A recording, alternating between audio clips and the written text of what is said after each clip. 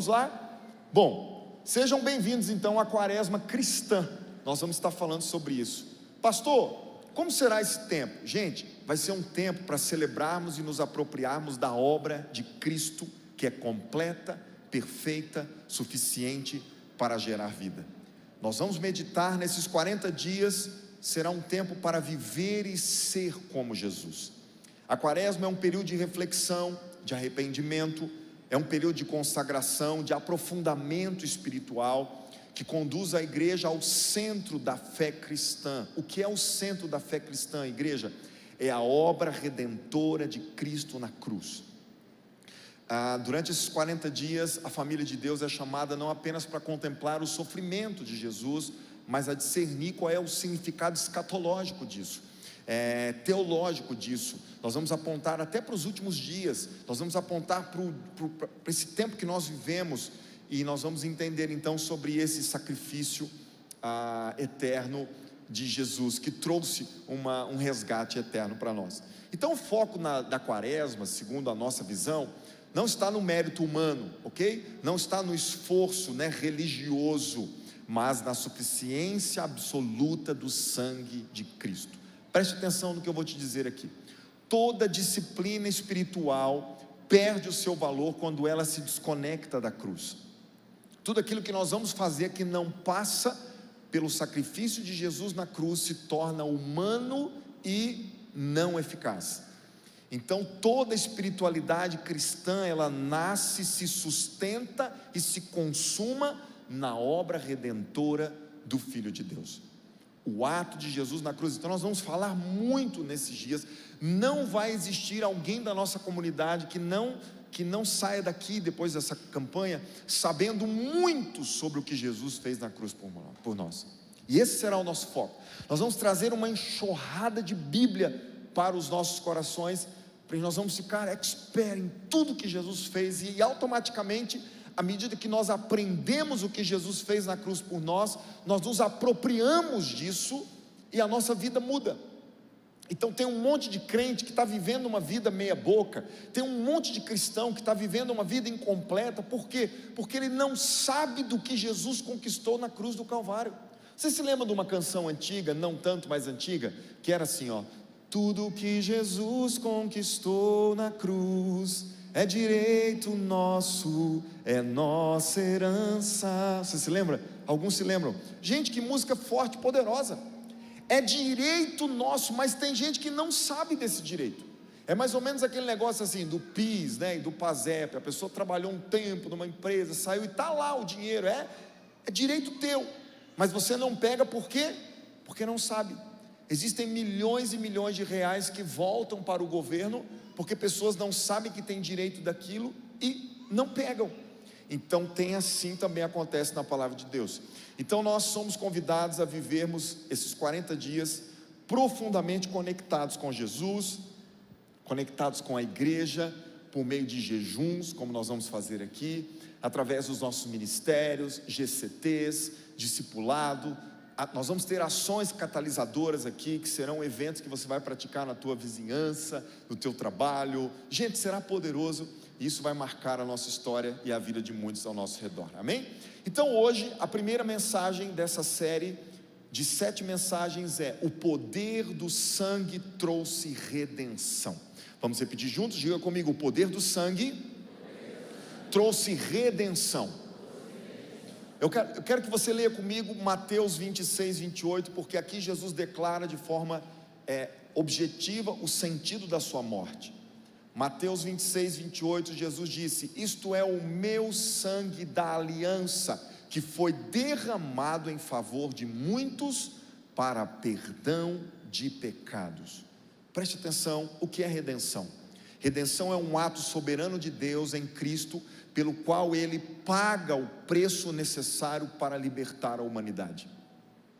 Não é apenas um perdão, como que nós falássemos, jurídico, Não, é uma transformação profunda na condição espiritual do homem.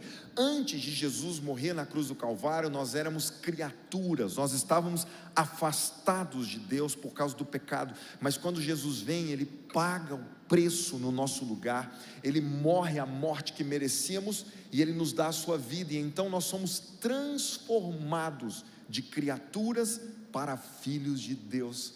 Eu tenho uma notícia maravilhosa para você nessa noite: você é um filho amado do Pai. Aleluia!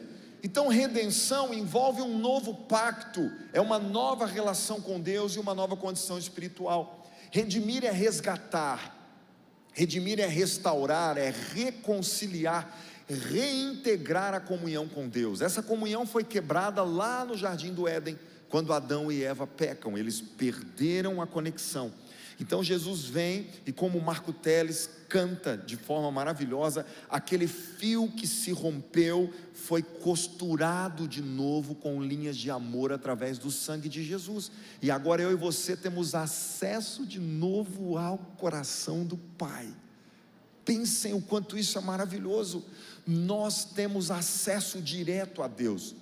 O que foi conquistado na cruz se manifesta na vida cotidiana do crente, tem que manifestar no dia a dia. Pelo sangue de Jesus nós temos livre acesso à presença de Deus e somos aceitos, não pelo que fazemos, mas pelo que Jesus fez. Então, antes de Jesus, as pessoas não tinham livre acesso a Deus, e o pequeno acesso que elas tinham era por coisas que elas faziam, atos que elas tentavam sacrificar animais, tentavam ser santos, tentavam ser corretos, tentavam praticar a lei. Mas Jesus veio e resolveu esse problema. Ele pagou toda a dívida, e Ele só disse assim, ó, pronto, o caminho está aberto. Então a morte de Jesus não foi um acidente histórico, e nem apenas um exemplo moral, foi um ato redentor, consciente, voluntário e substitutivo. Por que eu digo substitutivo? Porque a cruz era para nós havíamos pecado. O Fernando Barros aqui, um dos ministros da nossa comunidade, ele compôs uma música maravilhosa, Barrabás, e nessa música ele foi inspirado a dizer que quando Jesus está ali sendo julgado por Pilatos, e a gente vai relembrar isso tudo aqui no Alto de Páscoa, vai ser maravilhoso. Pilatos ele não acha razões para matar Jesus, e eu quero que você entenda que a morte de cruz era simplesmente a pior morte que alguém poderia ter. E para que essa morte fosse eficaz, ou seja, torturante, terrível, a cruz tinha um número certo. Por quê? Ela não podia ser nem muito baixa, nem muito alta, ela tinha que ter uma eficácia de tortura. A cruz é um instrumento de tortura. O crucificado ele precisava ficar numa posição que lhe faltasse o ar, sabe, que ele agonizasse ali por horas, era literalmente um sofrimento. Então a cruz que Jesus morre não era o número dele, era para Barrabás, porque Barrabás era um criminoso que merecia aquele tipo de morte. Mas Pilatos está aqui tentando resolver, né? Jesus não era para morrer aqui, mas vocês estão pedindo. Mas eu vou lembrar vocês que pela nossa tradição, um criminoso pode ser solto nesse momento. Pilatos estava esperando o povo dizer assim, ó, solta Jesus, porque quem tem que morrer é Barrabás. Barrabás tem que morrer. Pensa num cara bandido que tinha que morrer, é o que eles iam pensar. Mas aí o povo grita o quê? Solta Barrabás e crucifica Jesus. E talvez você pense assim, ô povo mau. Não, gente, está tudo certo, era para Jesus morrer mesmo, não tem tristeza aqui. Aí eu quero que você entenda que o significado do nome Barrabás, quando a gente entende, clareia tudo. Por quê? Barrabás é a junção de duas palavras, que significa filhos do Abba, filhos do Pai. Então Jesus morre numa cruz que era para os filhos do Pai. Quem são esses filhos do Pai? Eu e você. É por isso que na música a gente canta, a cruz era minha, mas Jesus assumiu o meu lugar, morreu a minha morte e me deu a sua vida. É uma substituição maravilhosa, e eu e você podemos nos alegrar com isso nessa noite. Será que você pode dizer um glória a Deus por isso? Jesus morreu no nosso lugar. Aí eu quero conversar com você sobre a etimologia da palavra redenção em Mateus 26. Ela vem do grego aphesis, que carrega o sentido de livramento da escravidão ou prisão. Quando Jesus morre no nosso lugar da cruz, Ele nos livra de sermos escravos e presos. A palavra redenção fala de remissão ou perdão de pecados, cancelamento real da culpa e da penalidade.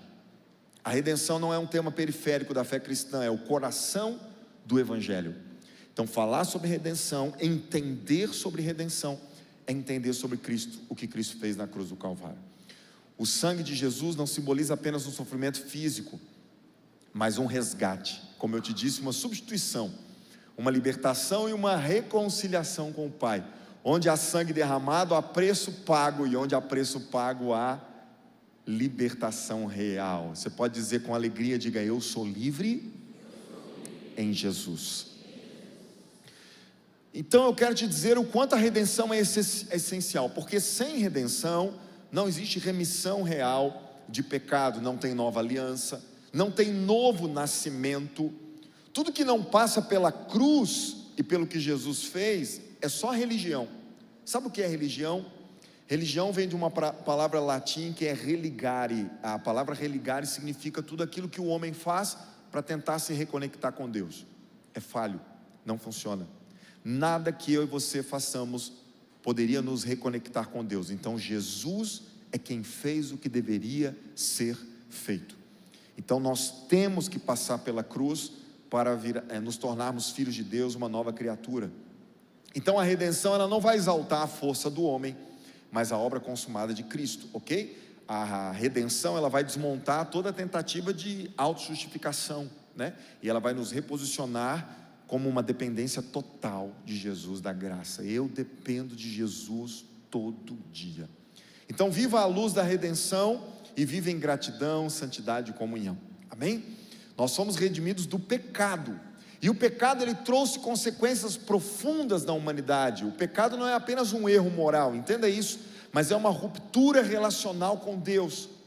Quando o pecado entrou no Éden, o homem foi cortado de um relacionamento direto, face a face. Eu gosto muito de pensar sobre essa dinâmica de Adão e Eva andando com Deus no jardim. Meu Deus! Adão segurando na mão direita, Eva na mão esquerda. Talvez por isso que ela comeu da árvore. Estou brincando. Do fruto da árvore. Adão na esquerda, Eva na direita, para ficar bom para todo mundo. E aí vai lá e passeando. Imagina, gente, Deus falando assim: olha lá, vocês estão vendo essa flor nova que nasceu aqui no jardim. Imagina, gente. Não tinha sacerdote para ficar entre o povo e Deus.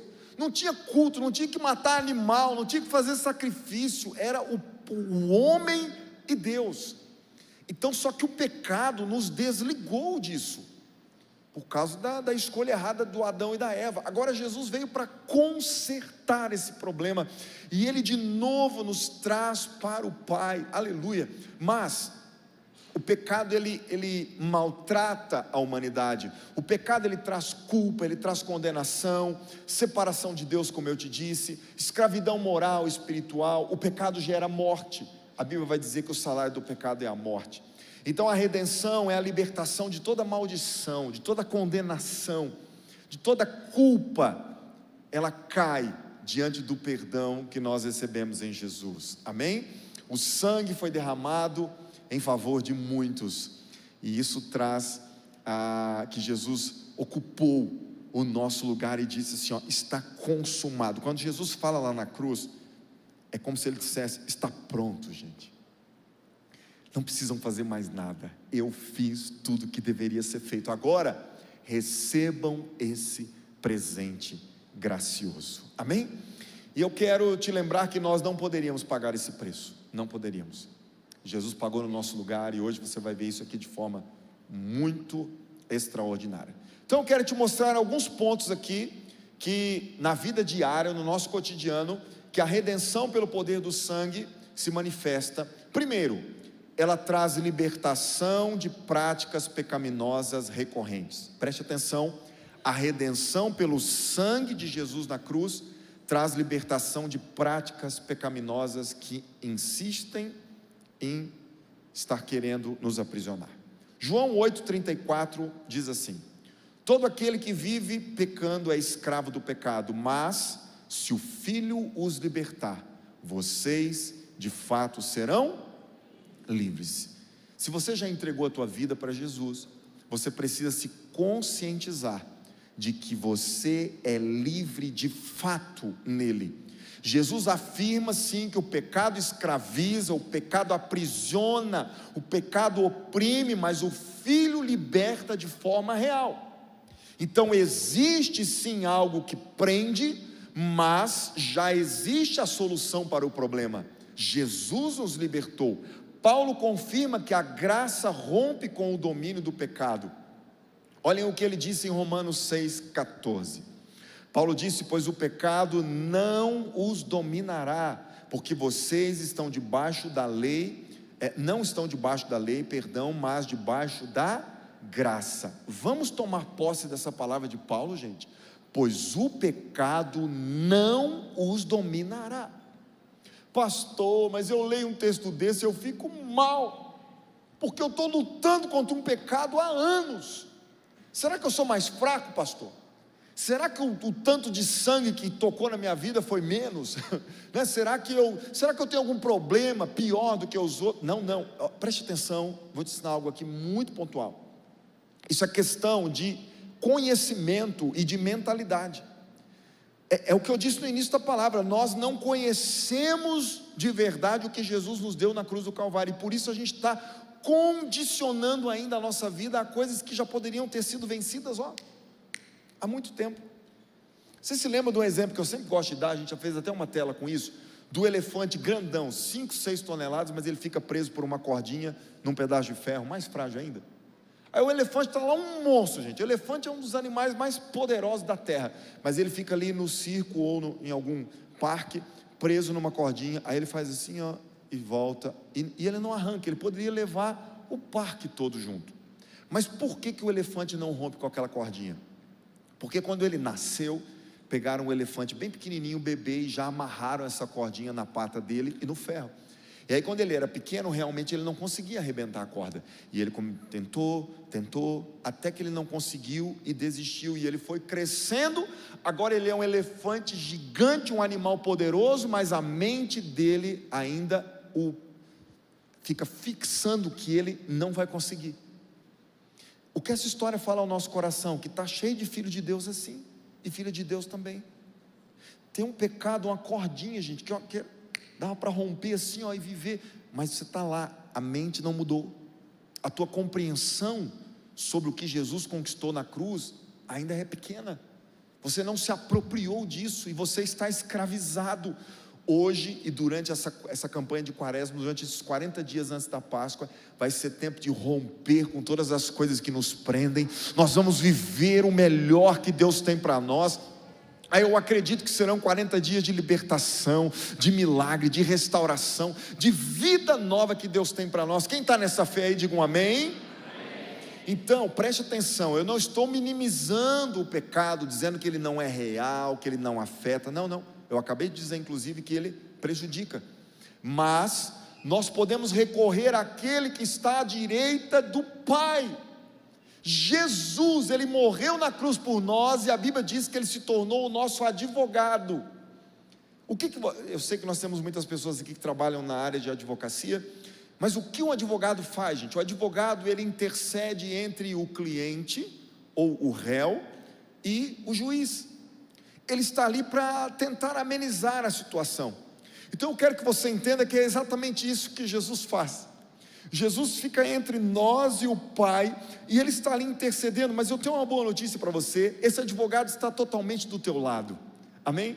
Imagina você arrumar um advogado para uma causa, e o advogado, em uma reunião, disser assim para você: eu não acredito na sua história não, eu acho que você vai perder, você está mal. Um advogado desse, você tem que dar tchau para ele, né, gente? Porque como é que ele vai advogar a sua causa se ele não acredita em você? Mas aqui eu quero que você entenda que o nosso advogado, ele sabe o que nós fizemos. Nós somos culpados, literalmente. Nós tínhamos uma dívida enorme, e além dele advogar para nós, ele pagou o nosso prejuízo, gente. Por favor, você conhece algum advogado que faz isso? Que além de advogar, ele paga as suas custas, as suas causas? Se souber, levanta a mão, gente, que eu vou precisar de um desse em algum momento da vida, né? Pensa um advogado que paga as nossas... Não, o advogado não faz isso. Mas o nosso advogado Jesus, além de estar intercedendo por nós diante do Pai dia e noite, Ele pagou a nossa dívida inteira, e Ele disse: eu acredito em vocês, e agora eu estou intercedendo diante do Pai. Então, quando o pecado bater na porta da tua vida, recorre a esse Jesus, pede graça, misericórdia, pede ajuda. Você não está lutando sozinho, Ele está intercedendo por nós, e em Cristo Jesus nós somos mais que vencedores, amém? Então não esquece, lembra daquela música do Thales? Todo dia o pecado vem e me chama, todo dia vem as tentações e me chamam, mas eu escolho Deus, eu escolho ser amigo de Deus, eu escolho Cristo todo dia. Já morri para minha vida e agora eu vivo a vida de Deus. É isso, é isso. O pecado vai continuar insistindo, batendo na porta, tentando te levar para lá, mas não desista, escolha Deus, amém? Em Cristo nós fomos justificados. Ei, pega essa palavra, o nosso passado está resolvido.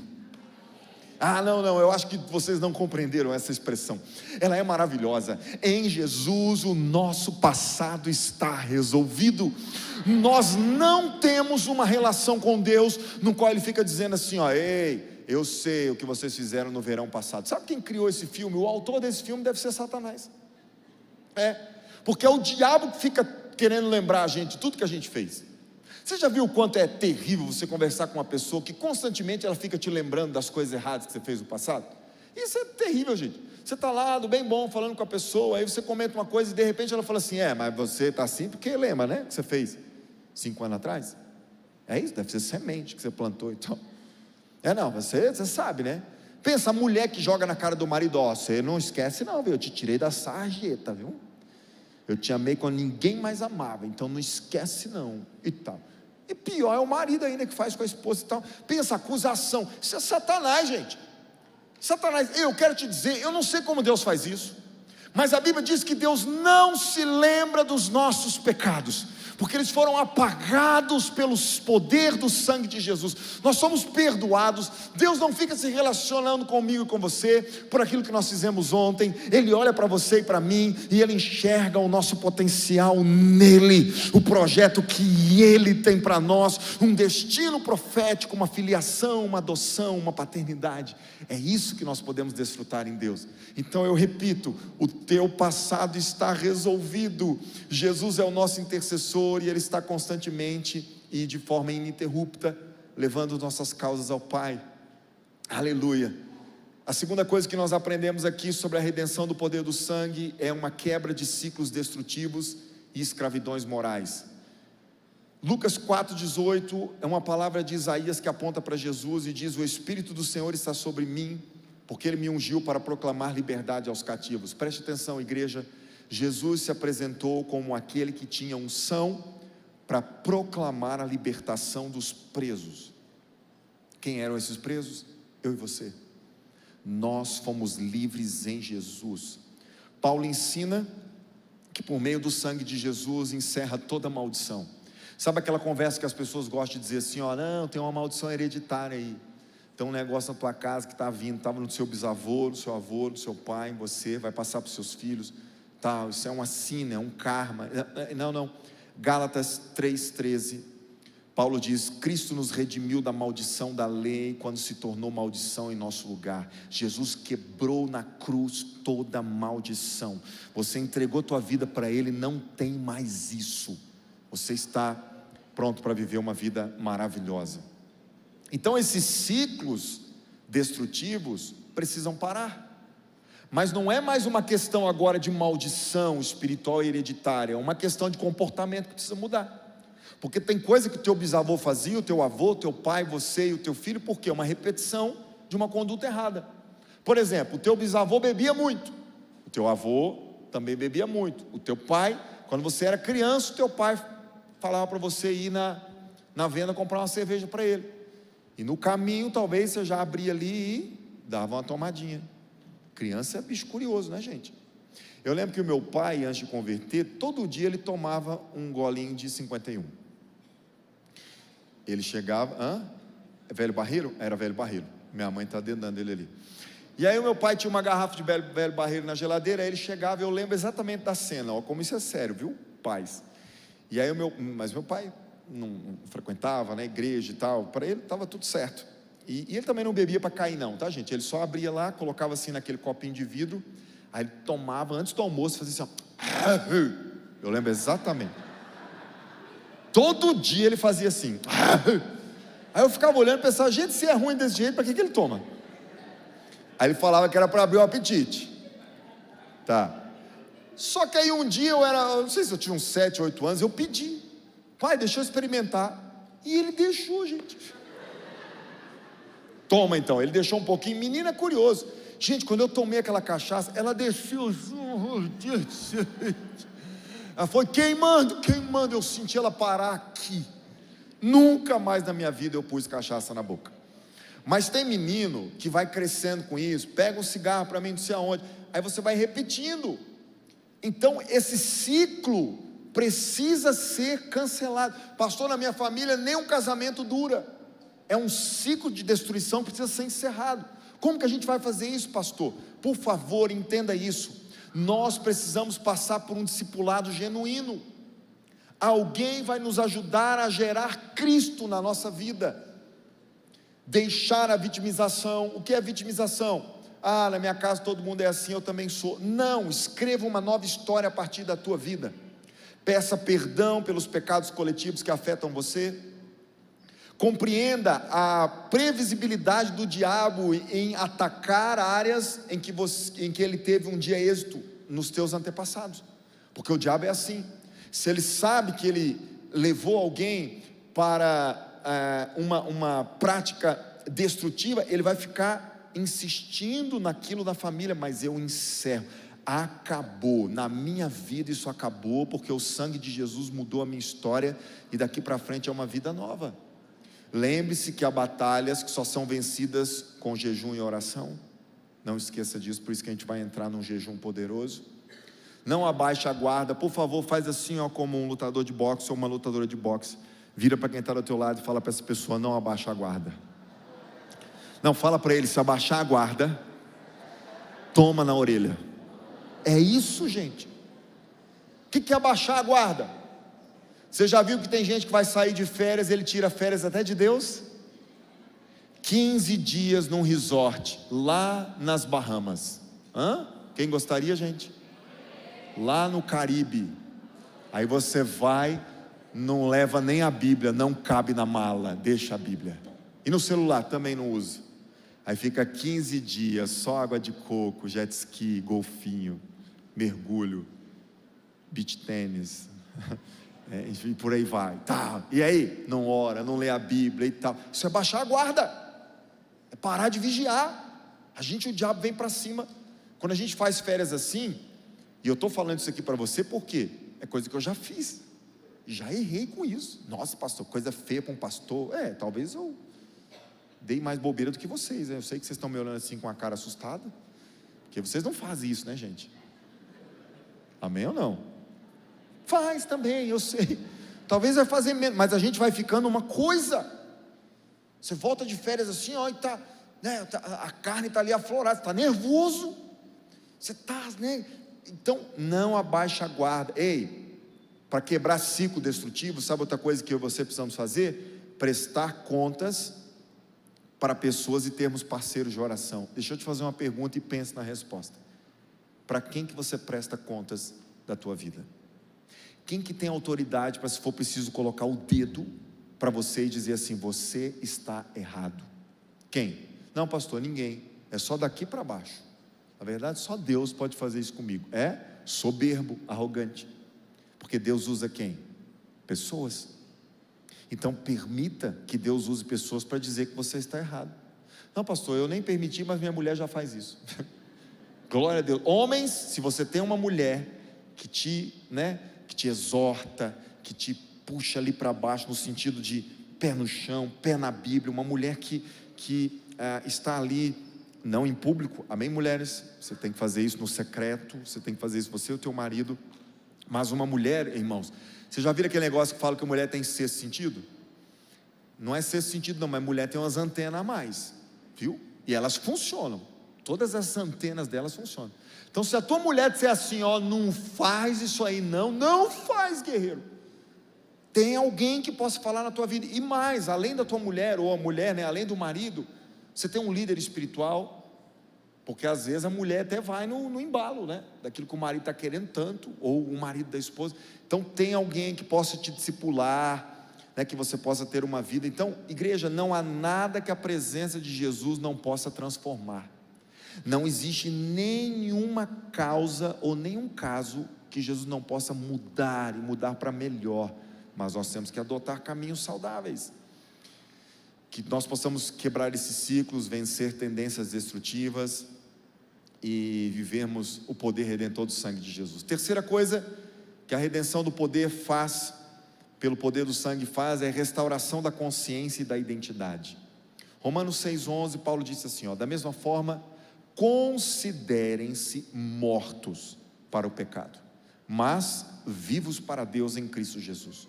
Portanto, não permitam que o pecado continue dominando os seus corpos mortais, fazendo que vocês obedeçam aos seus desejos. Preste atenção, o pecado, como eu disse, ele vai continuar insistindo, mas nós precisamos conscientemente considerar os nossos corpos mortos para isso. Não, eu não vou pecar. Eu não vou pecar porque eu escolho a vida de Deus.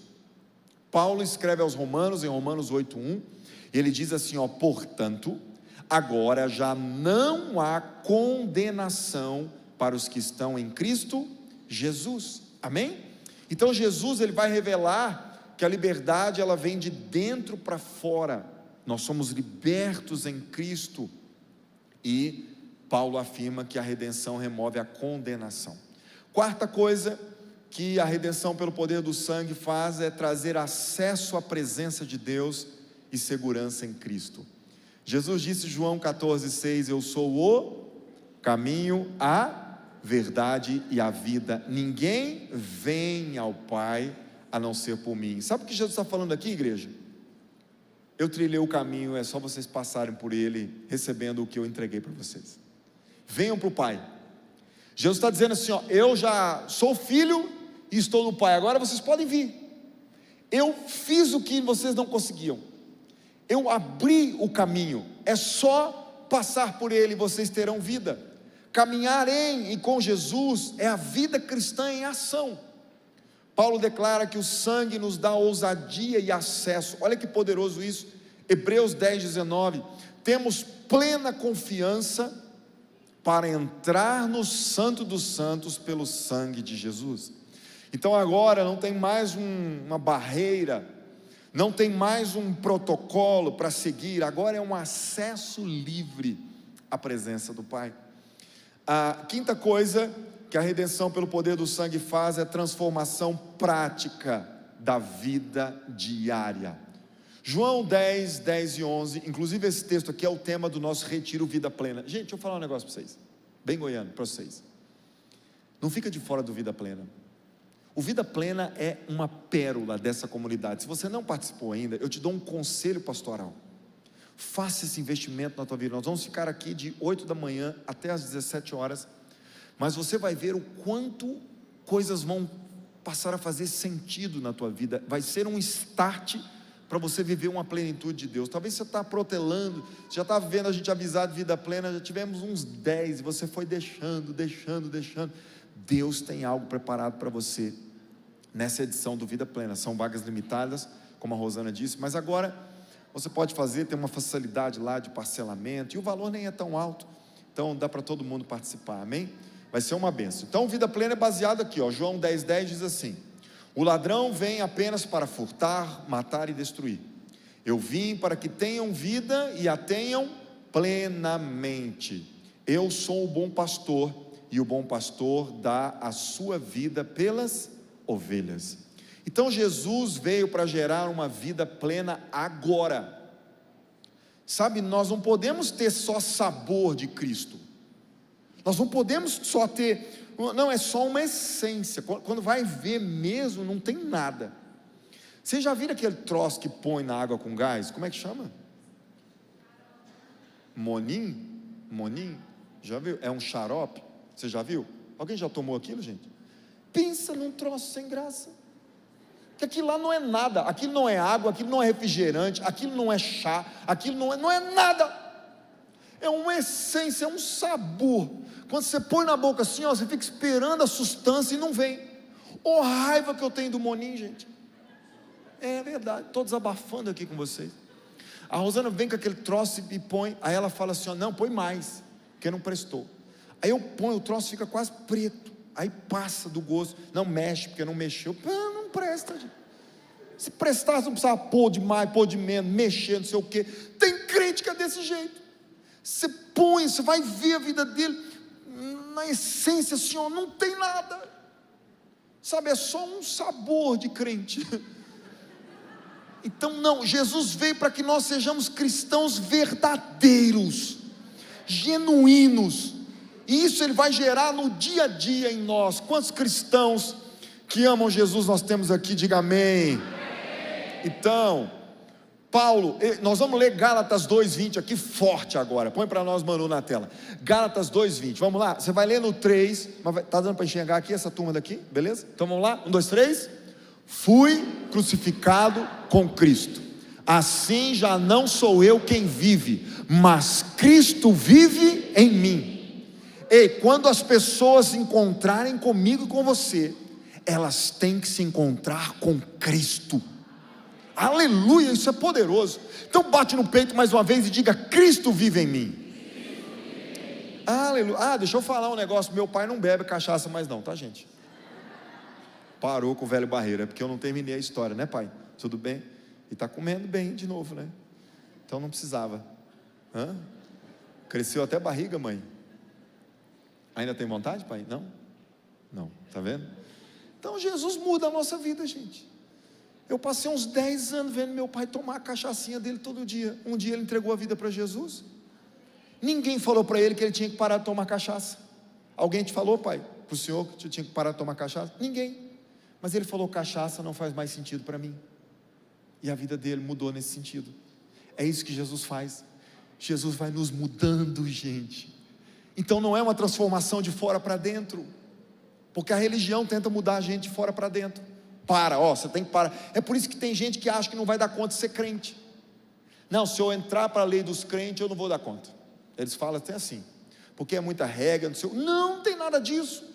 Entrega a tua vida para Jesus e Ele vai te transformando, Ele vai nos tornando parecidos com Ele. Cristo passa a viver em nós, amém?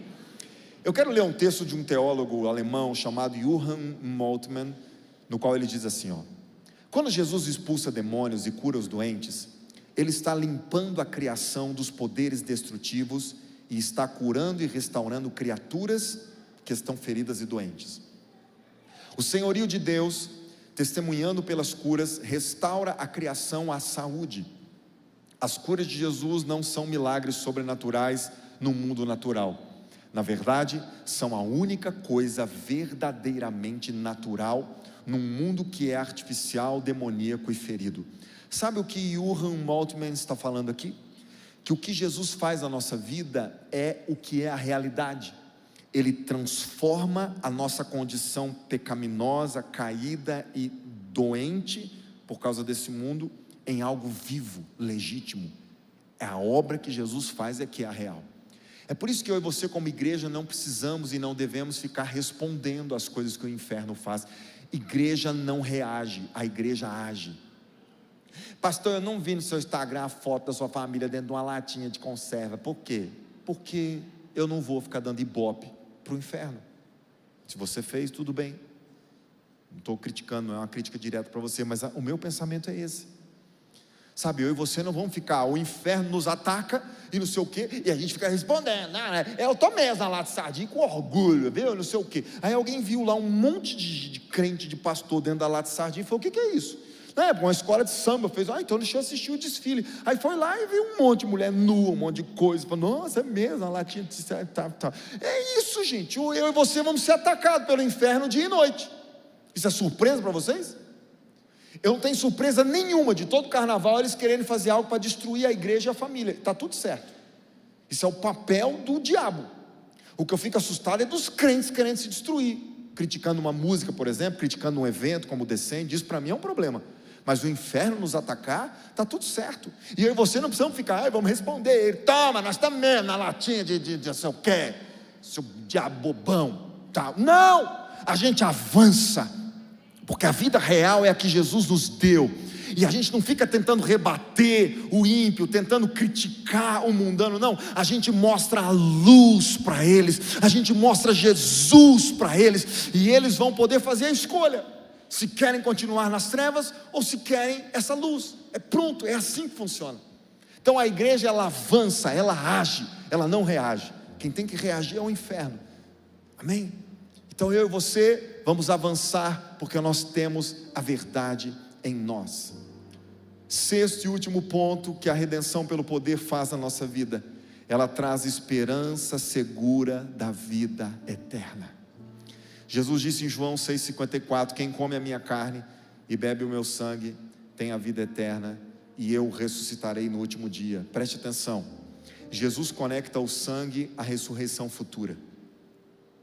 Paulo confirma a certeza escatológica da redenção quando ele escreve aos Coríntios, em 1 Coríntios 15, 22, ele diz assim, assim como todos morrem em Adão, em Cristo todos serão vivificados. Preste atenção, esperança para o cristão não é otimismo humano e nem uma expectativa ingênua de que as circunstâncias irão melhorar, só assim, não, eu acho, não. Ei, na fé cristã, esperança é uma convicção firme, ancorada na fidelidade de Deus e nas suas promessas. Eu tenho certeza que Deus não falha, e por isso a minha esperança está nele. Deus não depende do que vemos, Deus depende daquilo que cremos. É isso que vai fazer diferença. Então mesmo que você esteja vendo coisas diferentes, creia no teu coração. A esperança sustenta o coração até no dia do sofrimento. A esperança nos faz ficarmos de pé no dia em que tudo desaba. A fé de que um dia toda lágrima será enxugada nos faz passarmos uma noite inteira de choro e não desistirmos. Não é fácil passar uma noite de choro. Não é fácil enfrentar um dia em que todo o chão sai debaixo do nosso pé. Todas as nossas expectativas são frustradas. Aí nessa hora vem aquela frase: agora é só Deus. Essa frase não poderia estar por último. Ela deveria vir sempre em primeiro lugar. Eu tenho Deus, eu tenho tudo. Pessoas suportam o sofrimento por causa da esperança da glória. Ei, igreja, essa vida aqui é a menor parte. Na linha da eternidade, essa existência nossa aqui é um pontinho minúsculo, mas Ele prometeu que nós estaremos juntos por toda a eternidade. Não vai ter choro, não vai ter dor, não vai ter lágrima, não vai ter morte, não vai ter sofrimento. Então, é uma esperança em Cristo Jesus. O sangue de Jesus não apenas garante redenção agora, mas assegura uma ressurreição futura. Ei, eu te digo, nós somos seres imortais. Como isso, pastor? Meu corpo físico está morrendo. Uma pessoa que eu amo morreu há pouco tempo, ou já morreu. Não, essa parte física sim. Mas nós temos uma promessa que nós ressuscitaremos e viveremos com Ele por toda a eternidade. Não vai ter fim, não vai ter fim. Coloca o teu coração nisso, em nome de Jesus. Eu concluo te dizendo que a redenção é a salvação e libertação. O sangue de Jesus tem efeito definitivo. Celebrar a quaresma, esses 40 dias antes da Páscoa, é alinhar o coração à centralidade da redenção e caminhar 40 dias lembrando que houve sangue derramado e houve libertação definitiva. O que você mais vai ouvir nesses próximos 40 dias é que um sangue santo foi derramado e que nós recebemos uma libertação definitiva em Jesus. Guarde isso. Último texto, Hebreus 9, 22. Paulo diz: de fato, segundo a lei, quase todas as coisas são purificadas com sangue, e sem derramamento de sangue não há perdão. Então Jesus sabia que todo o seu sangue precisava ser derramado para que nós todos fôssemos perdoados. Eu tenho uma notícia boa para você. Se a Bíblia diz que Jesus perdoou todos os nossos pecados na cruz, quem aqui já estava nascido quando Jesus morreu? Deixa eu ver se tem alguém um pouquinho mais velho aqui. Não? Alguém aqui já tinha pecado quando Jesus morreu? Não? Tem gente que acha que é perigoso falar isso, mas eu acho totalmente libertador. Até os pecados que cometeríamos, Jesus já pagou por eles na cruz do Calvário. Ah, pastor, é perigoso porque alguém pode pegar isso e pensar, então eu vou continuar enfiando o pé na jaca e pecando. Não, esse não foi alcançado por esse sangue. Esse não entendeu, nós fomos. Eu e você vamos viver essa liberdade que Cristo nos deu da melhor forma possível. Então, de novo, bata no peito e diga: eu sou um filho amado do Pai, e eu vou viver tudo que Ele conquistou na cruz para mim. Amém? Estão prontos para descobrir qual é o primeiro jejum? Vamos lá então. A tela do primeiro jejum será de café. Tem gente que já está tremendo. Sangue de Cristo. 7 dias sem tomar café. Bora juntos? Meu Deus, que ânimo, hein? Pastor, só de pensar eu já estou passando mal. Então é a maior prova de que você precisa fazer um jejum de café. Deixa eu te dizer um negócio aqui. Eu fui procurado hoje por uma irmã aqui da nossa comunidade. Quando eu desci daqui, ela falou assim, ela começou a me falar os males do café. Eu fiquei assustado. Sabe por quê? Nós crentes demonizamos a bebida, o cigarro. O cara bebe, o cara fuma, não sei o quê. Gente, o café é tão maléfico quanto essas coisas. A cafeína, ela acelera o nosso coração de forma que a gente nem nota. Tem gente aqui que tem que tomar litros de café por dia, e você não está notando o quanto isso faz mal. Então, esse primeiro jejum já é para vir assim, para moer. Pastor, então beleza, eu vou tirar o café e eu vou entrar no Red Bull. Não, criatura, não resolve. Então tenta tirar mesmo. Agora preste atenção, isso aqui é obrigatório?